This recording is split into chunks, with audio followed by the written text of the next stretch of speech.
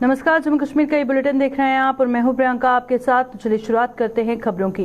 National conference की high command द्वारा जम्मू सूबे के तमाम जिलों की नवगठित कमेटियों को उनकी जिम्मेदारियां बताने के साथ साथ उन्हें सम्मानित भी किया जा रहा है।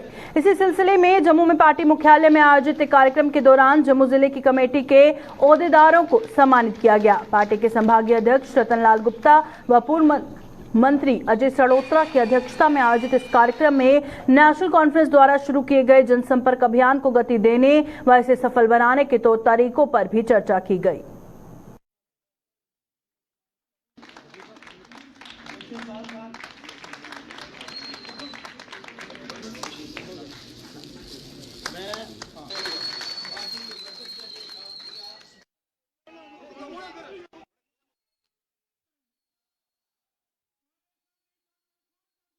हम लोग उन साथियों का रिसेप्शन कर रहे हैं, उनको वेलकम कर रहे हैं जिनको हाईकमान ने नॉमिनेट किया गया है जम्मू प्रोविंस के अहदेदारान। तो इसी सिलसिले में आज जम्मू कश्मीर के अंदर भी हमारा एक मास कंटैक्ट प्रोग्राम चल रहा है, जो जम्मू प्रोविंस के अंदर तमाम डिस्ट्रिक्ट हेडक्वार्टर्स पे हम लोगों के साथ राब्ता कायम कर रहे हैं और हमारे जितने भी जोन के अहदेदारान हैं, डिस्ट्रिक्ट के अहदेदारान हैं, ब्लॉक के अहदेदारान हैं, तमाम लोग जो हैं वो ग्रास रूट लेवल पे जाके लोगों को उनकी दुख तकलीफ़ों के साथ जुड़ रहे हैं और उनको कह रहे हैं, मतलब उनके दुख तकलीफ को दूर करने की कोशिश कर रहे हैं और नेशनल कॉन्फ्रेंस को मजबूत करने की कोशिश कर रहे हैं। इसी सिलसिले में आज जहाँ जम्मू अर्बन जो यहाँ आज फंक्शन हो रहा है उसमें इस बात का भी ध्यान रखा गया है कि हम ज़्यादा से ज़्यादा साथियों को तैयार करें कि वो वार्डों में जाएं और वहाँ पे लोगों के साथ जुड़ें, उनकी दुख तकलीफ़ों के साथ जुड़ें।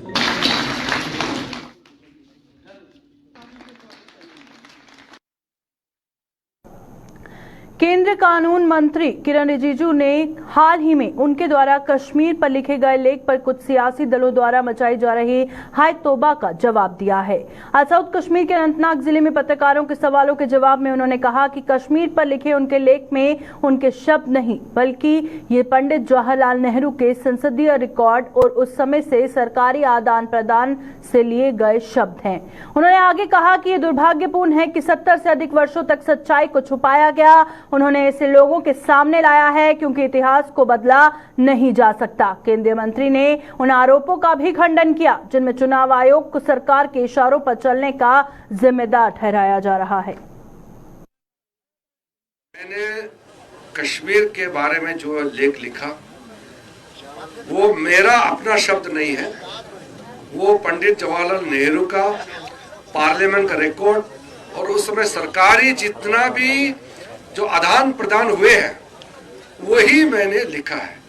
दुख इस बात की है कि सच्चाई को 70 साल से भी ज्यादा दबाया गया था, सच्चाई को छुपाया गया था, उसको मैंने लोगों के सामने में लेकर के आने का काम किया है। क्योंकि इतिहास को हम नहीं बदल सकते, इतिहास उसी इतिहास के रूप में ही पेश किया जाना चाहिए, ना कि किसी के अपने सोच के हिसाब से। इसलिए कश्मीर को लेकर के जो इतिहास दबाया गया था उसको उजागर करने का काम मैंने किया है। क्योंकि कश्मीर के लोगों ने बहुत जुल्म देखे हैं, बहुत तकलीफें देखे हैं।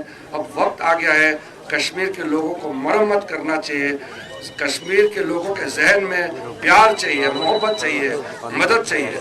इसलिए सच्चाई को सामने में रखते हुए कश्मीर के लिए मोदी जी की सरकार आगे चल रहा है। उसी को आगे बढ़ाने के लिए आज मैं यहाँ इस गांव में खुर्द किचरू में भी आया हूँ। इलेक्शन कमीशन लॉ मिनिस्ट्री को रिपोर्ट करते हैं। मैं इलेक्शन कमीशन का भी एडमिनिस्ट्रेटिव मंत्री होने के नाते मैं कहना चाहता हूँ इलेक्शन कमीशन ऑफ इंडिया निष्पक्ष है, ये बिल्कुल इंडिपेंडेंट भी है और ये ट्रांसपेरेंट भी है और एम्पावर्ड भी है।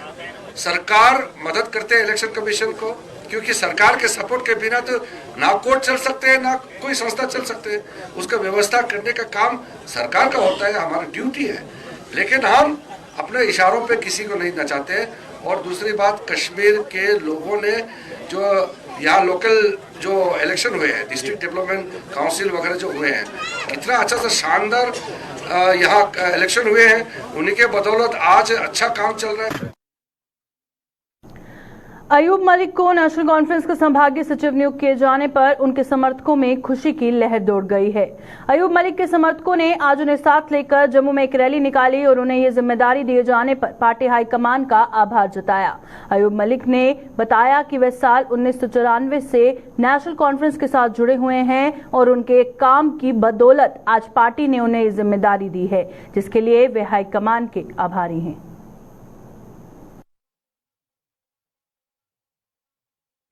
आज पार्टी ने मुझे प्रॉम्प्शल सेक्रेटरी बनाया है, तो मैं पार्टी का और जितने भी मेरे साथ साथी हैं मेरे, जिनकी बदौलत मैं आज प्रॉम्प्शल सेक्रेटरी बना, इनका मैं बहुत शुक्रगुजार हूं, क्योंकि 24 जनवरी 1994 से नेशनल कॉन्फ्रेंस से कंटिन्यू हम साथ चल रहे थे, तो पार्टी ने आज इस काबिल समझा मुझे प्रॉम्प्शल का सेक्रेटरी बनाया। तो बहुत शुक्रगुजार हूं मैं पार्टी का, जिसने आज हमें इस चीज़ का सिला दिया। जम्मू कश्मीर का मान बढ़ाने वाली कठुआ की बेटी तानिया शर्मा को आज गवर्नमेंट डिग्री कॉलेज कठुआ पहुंचने पर सम्मानित किया गया। तानिया शर्मा ने हाल ही में देश के पहले प्रधानमंत्री स्वर्गीय पंडित जवाहरलाल नेहरू के जन्मदिवस पर दिल्ली में आयोजित राष्ट्रीय संसद में भाषण देकर वहां मौजूद हर किसी को दांतों तले उंगलियां दबाने को मजबूर कर दिया था। गवर्नमेंट डिग्री कॉलेज की छात्रा तानिया शर्मा आज कॉलेज पहुंची, जहां उनका भव्य तरीके से सत्कार किया गया। वहाँ पे बहुत सारे मिनिस्टर्स ने मुझे बहुत ज़्यादा अप्रिशिएट किया कि आप जम्मू कश्मीर से हो और आपने इतना अच्छा भाषण दिया है। और बहुत सारे मध्य प्रदेश के एमपी इवन कि उन्होंने मुझे पैसे भी दिए मेरे भाषण पे, उनको इतना अच्छा लगा। उन्होंने मुझे, और भी कश्मीर से मुझे एक मिनिस्टर मिले, उन्होंने भी बहुत अप्रिशिएट किया। और मुझे बहुत अच्छा लग रहा है कि आज मेरे कॉलेज मेरा वेलकम कर रहा है और मुझे बहुत प्राउड फील हो रहा है कि मैंने अपने कॉलेज को आज प्राउड फील करवाया है। बहुत बेहतरीन तरीके से बोली। उसके बाद लोगों ने इतना अपलाड किया, जो गैदरिंग थी, ऑडियंस थी, जो वहाँ उन्होंने जोरदार क्लैपिंग की, तो उससे पता लग रहा था कितना अच्छे, कितने हाई स्टैंडर्ड पे हमारा जो था वो प्रोजेक्शन हो रहा था हमारे कॉलेज का, गवर्नमेंट डिग्री कॉलेज का हुआ। मैं इसके लिए हमारी फैकल्टी मेंबर्स, हमारे सीनियर फैकल्टी मेंबर्स और सारे फैकल्टी मेंबर्स और सबसे बड़ी मुबारकबाद देता हूँ हमारे NSS program teachers professor Manmohan ji, doctor Suresh Sharma और प्रोफेसर नेहा बंगाल। ये आपने स्टूडेंट्स की जो है वो NSS वॉलंटियर्स की ग्रूमिंग इतनी शानदार की है कि ये लोग इतने हाई लेवल पे जाके सेंट्रल हॉल ऑफ पार्लियामेंट में हमारा नाम रोशन कर रहे हैं जाके, मैं बहुत बड़ी मुबारक देता हूँ। जम्मू कश्मीर अपनी पार्टी ने सरकार पर पीओजे के रिफ्यूजियों की अनदेखी का आरोप लगाया है और पार्टी ने जम्मू में आज एक दिन की भूख हड़ताल कर सरकार को चेतावनी दी कि यदि वह इन लोगों की उम्मीदों पर खरा ना उतरी तो अपनी पार्टी आमरण अनशन शुरू करने पर मजबूर हो जाएगी। की हमारी एक दिन की भूख हड़ताल सोई हुई सरकार को जगाने के लिए है कि पिछले 5 सालों से हम लोग वेट कर रहे हैं। सरकार ने 5 साल पहले अनाउंस किया कि सारी रिफ्यूजीज फैमिली को एक कंपनसेशन दी जाएगी, मगर 5.5 लाख रुपए देके वो फाइलें कहीं दबा दी गई। हमारी सरकार से डिमांड है कि जो प्राइम मिनिस्टर नरेंद्र मोदी जी ने अनाउंस किया था जो पैकेज रिफ्यूजियों के लिए, वो उनको दिया जाए, नहीं तो जम्मू कश्मीर अपनी पार्टी रिफ्यूजियों के साथ जैसे आज एक दिन की भूख हड़ताल पे बैठी है, आने वाले दिनों पे अमरण अनशन पे बैठेगी और जब तक रिफ्यूजियों का मसला हल नहीं होगा तब तक धरने पे बैठेगी। मेरी प्रधानमंत्री जी से अपील है कि इस मसले को जल्दी से जल्दी हल किया जाए और रिफ्यूजियों को जो है वो जॉब में रिजर्वेशन मिल जाए, क्योंकि रिफ्यूजी तबका एक ऐसा है जो एक जगह से उठ के दूसरी जगह, हमारा देश चेंज हुआ, सब कुछ हुआ, मगर हमें आज तक रिफ्यूजियों को नौकरियों में कोई हक नहीं मिला है। हमारी सरकार से ये डिमांड है कि जो पेंडिंग किस्त है हमारी वो रिलीज़ की जाए और कुछ परिवारों को 5.5 लाख रुपया भी नहीं मिला है। हमारी सरकार से अपील है कि वो 5.5 लाख रुपया उनको दिए जाएं तुरंत, और जो पेंडिंग है वो भी जल्दी से जल्दी रिफ्यूजी फैमिलीज़ को दी जाए, क्योंकि हम लोग जो बड़े सफ़रर हैं, कभी रिजर्वेशन नौकरियों में नहीं रही, कभी नहीं रही। हमारी ये डिमांड है कि सरकार हमें जल्द से जल्द ये पैकेज रिलीज करे और एक तबके को नौकरियों में रिजर्वेशन दी जाए। जल शक्ति और सिंचाई विभाग में सेवाएं दे रहे डेली वेजरों के धरने प्रदर्शन को आज 91 दिन पूरे हो गए हैं और नियमित करने व बकाया मानदेय के भुगतान की मांग को लेकर ये डेली वेजर भी सरकार के खिलाफ लामबंद हो गए हैं, जिन्होंने लद्दाख के डेली वेजरों की तर्ज पर उन्हें राहत देने की मांग की है।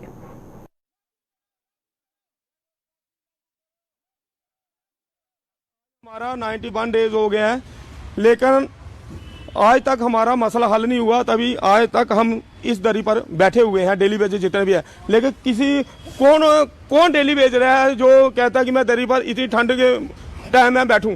लेकिन हमारा जब तक मसला हल नहीं होगा तब तक हम दरी पर बैठेंगे। लेकिन मैं ये भी गवर्नमेंट को ये बताना चाहता हूँ, अगर आप लेह में करते हो लेकिन जम्मू कश्मीर में आप क्यों नहीं कर रहे। हमारा प्रधानमंत्री जो माननीय प्रधानमंत्री है, हम उसकी भी इतनी इज्जत करते हैं जैसे हम अपने माँ बाप की घर में करते हैं। क्योंकि अगर प्रधानमंत्री जी कहते हैं, जहाँ कोई और भी कहता है कि चाय बेचकर वो चाय पहले बेचता था वो प्रधानमंत्री बना, लेकिन हम डेली वेजर क्यों नहीं पक्के हो रहे हैं। हमारे लिए भी कुछ ऐसी पॉलिसी लाओ ताकि हम भी परमानेंट हो और हमारी जो सैलरी है वो भी 25-30 हजार रुपया हो, तो ताकि हमारा जो घर का मसला है वो हल हो सके। जल शक्ति विभाग में अपनी सेवाएं दे रहे डेली वेजरों का अपनी मांगों को लेकर धरने प्रदर्शनों का सिलसिला लगातार जारी है और आज भी कठुआ में जल शक्ति विभाग के डेली वेजरों ने बकाया मानदेय के भुगतान सहित अन्य मांगों को लेकर प्रदर्शन किया। प्रदर्शन कर रहे इन डेली वेजरों ने सरकार पर उनके साथ साथ उनके बच्चों का भविष्य भी दांव पर लगाने का आरोप लगाया।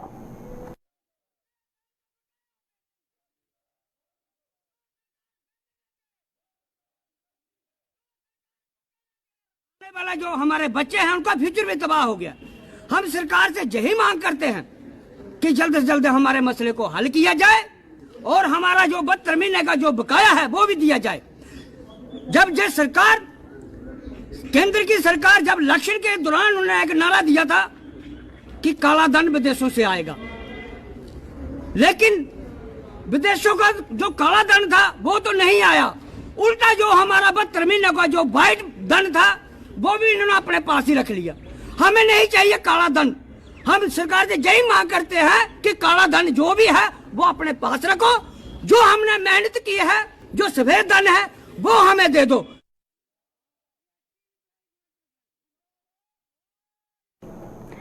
सुरनकोट ब्लॉक के डीडीसी सदस्य शाहनवाज चौधरी ने मरहोट इलाके का दौरा किया है और इस दौरान उन्होंने राड़ी टोला मुमताज लिंक रोड के निर्माण कार्य की नींव रखी है। इस अवसर पर नायब तहसीलदार मरहोट अब्दुल मजीद R&B के AEE विकास भारद्वाज सहित अन्य अधिकारी व पंचायत के सदस्य भी मौजूद रहे।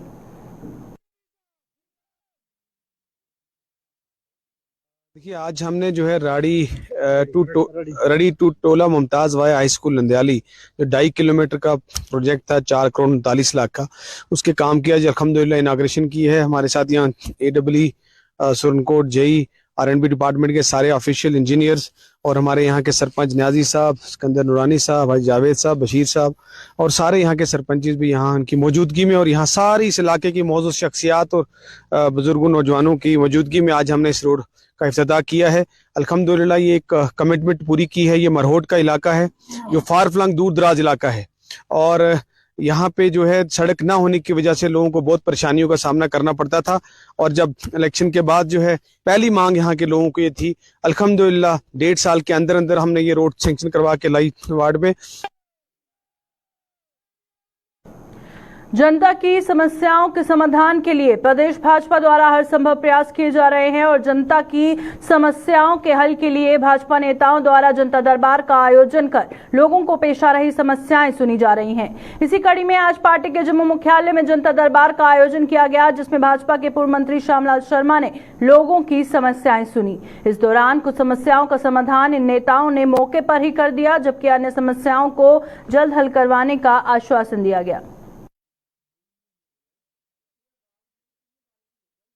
छोटी बातों के लिए भी लोगों को पोस्ट पिलर तक जाना पड़ता है, जो उनका फंडामेंटल राइट बनता है और जो जेन्युइन डिमांड भी होती है, उसके लिए भी उनका वो इश्यू जो है वो एप्रोप्रिएट टाइम पे और एप्रोप्रिएट प्लेस पे एड्रेस नहीं किया जाता है और उसी में उनका सहयोग करने के लिए, उन इश्यू को एड्रेस करने के लिए पार्टी ने हमें जो है वो ड्यूटी रोस्टर पे रखा है।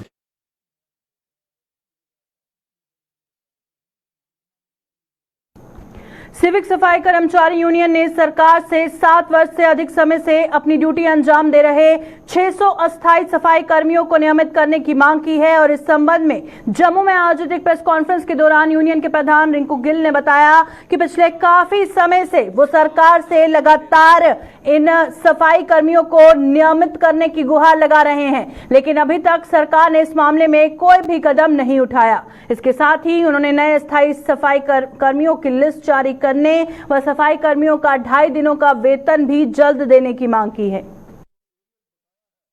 काफी पुरानी हमारी डिमांडें हैं, जैसे कि 600 आदमी कैजुअल जो 7 साल कवर कर चुका है उनको परमानेंट करना, और साथ ही साथ जो कि 4 साल हो चुके हैं फॉर्म फिल हुए कैजुअल की लिस्ट, जो फाइनल लिस्ट को लगाना, उसी के साथ साथ 2.5 दिन की सैलरी, जो कि हमारी जो जितने भी हमारे सफाई साथी हैं वो गेस्टेड हॉलीडे वाले दिन काम करते हैं और संडे वाले दिन भी, उनकी 2.5 दिन का जो एरियल बकाया है 3 साल का, जल्द से जल्द वो एरियल को दिलाना।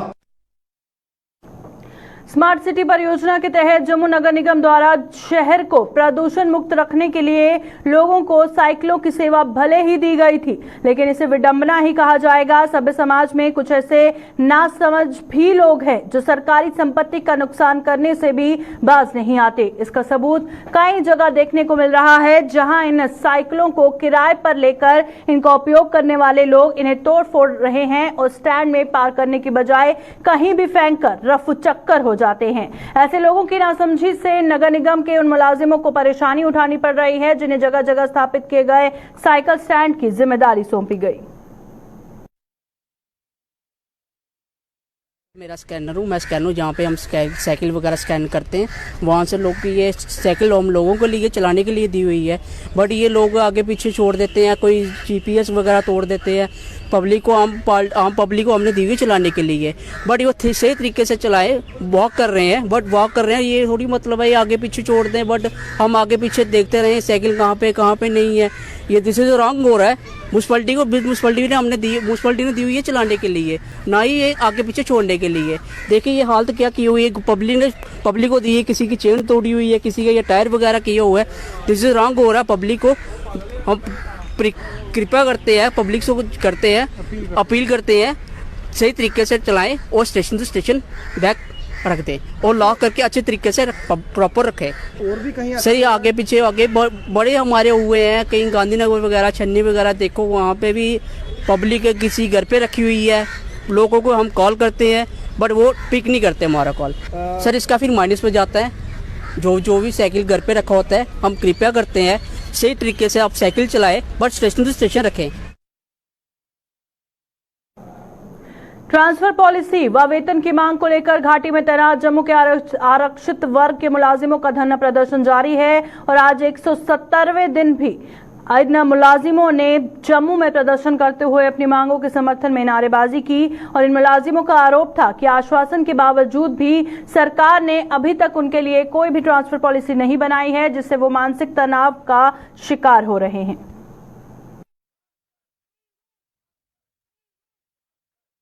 सर हमें 170 दिन हो गया जहां लगातार प्रोटेस्ट करते हुए।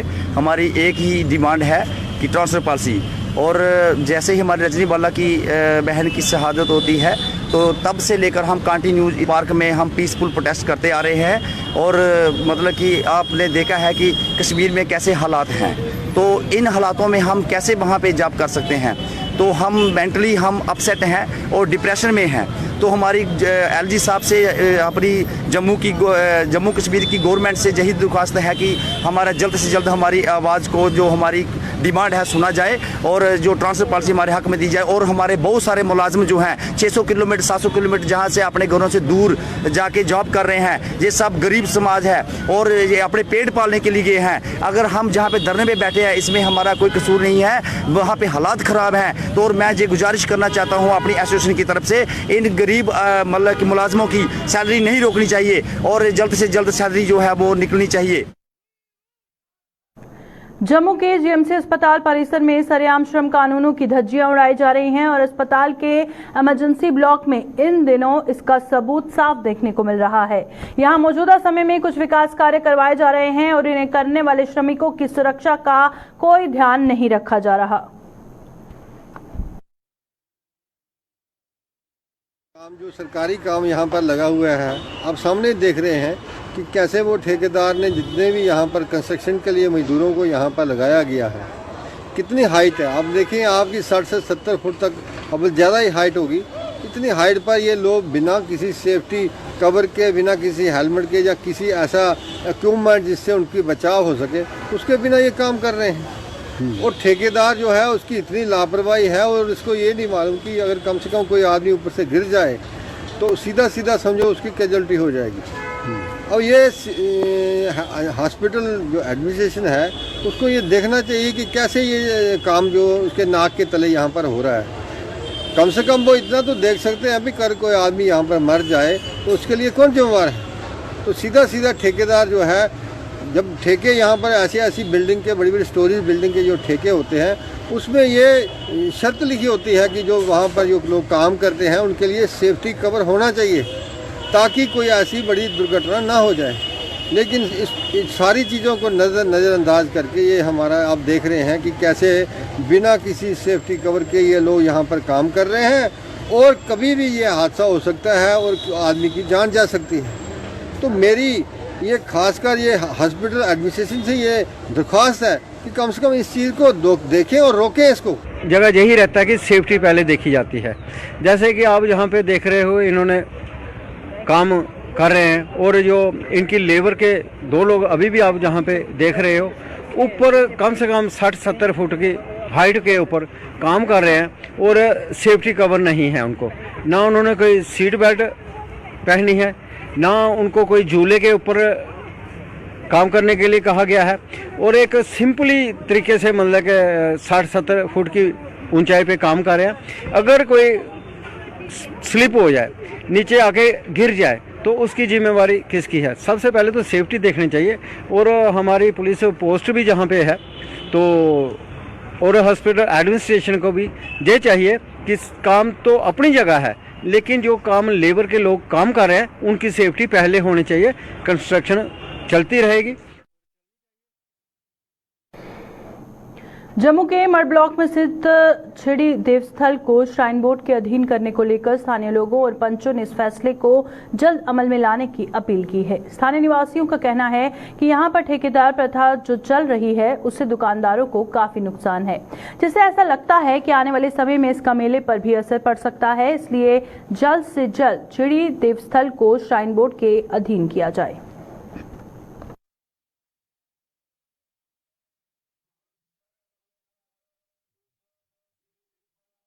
मैं यही कहना चाहूँगा कि जो एलजी साहब ने कहा है बहुत ही बढ़िया है, ये बहुत अच्छा कहा उन्होंने कि यहाँ पे श्राइन बोर्ड आना चाहिए और हमें भी यही चाहते हैं कि जल्दी से जल्दी यहाँ पे श्राइन बोर्ड आए। और जो मेला है, जैसे आप देख रहे हो कि ठेका इतना बढ़ गया है, इतना ज़्यादा हो रहा है, हो सकता है ये हो ही ना।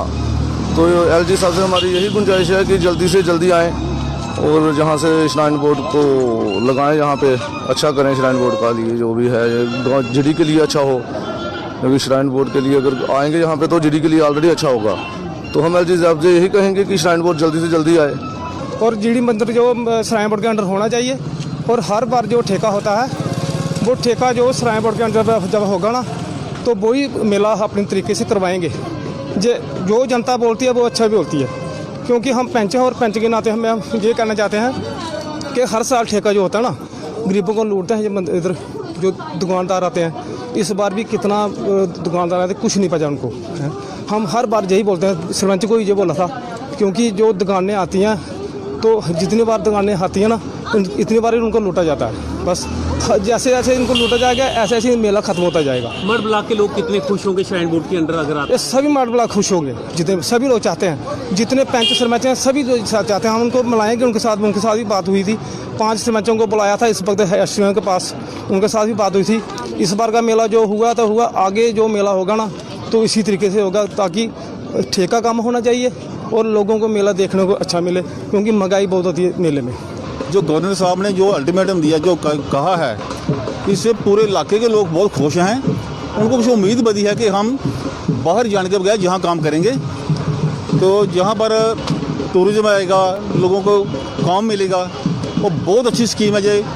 और थैंक यू गवर्नर साहब, आपका बहुत बहुत शुक्रिया कि काम जल्द से जल्द होना चाहिए।